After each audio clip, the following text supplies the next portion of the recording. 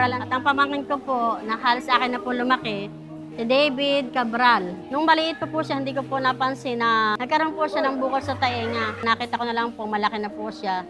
Yung bukol niya po sa tainga, sabi ng doktor ay cyst po raw. Nagpunta po ako sa albularyo, wala rin naman po nangyari. Tapos nag-second opinion po ako sa mga doktor.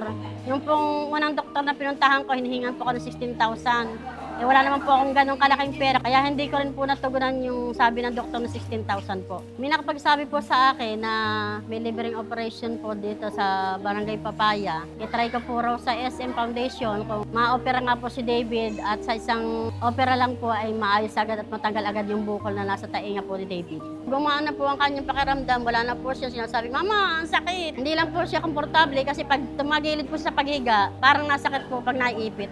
Nung matagal na po yung bukol, mas masigla na po si John David. Naging komportable na po siya sa bawat kilos niya. Sobrang tawa po, napaiyak po ako sa doktor noon. Kasi hindi na nga po kami gagas ng ganong kalaki yung halaga.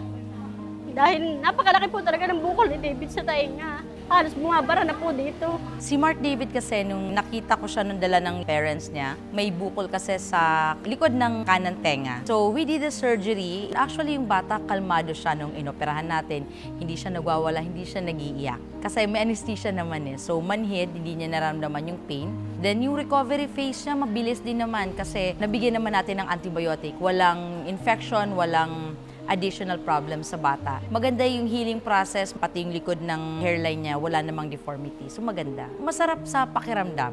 Yung mga pasyente natin na natatakot magpa-check up, baka may makitang sakit, ang pinapaintindi natin sa kanila, mas maganda na nalaman nilang may problema sa pangangatawan nila, natutugunan natin para hindi lumala, hahaba ang buhay, mas malusog ang katawan nila, mas masaya sa buhay pamilya nila. Kaya malaking pasasalamat ko po sa SM Foundation dahil kung wala po ang SM Foundation, hindi po matatanggal yung bukol ni David sa tainga.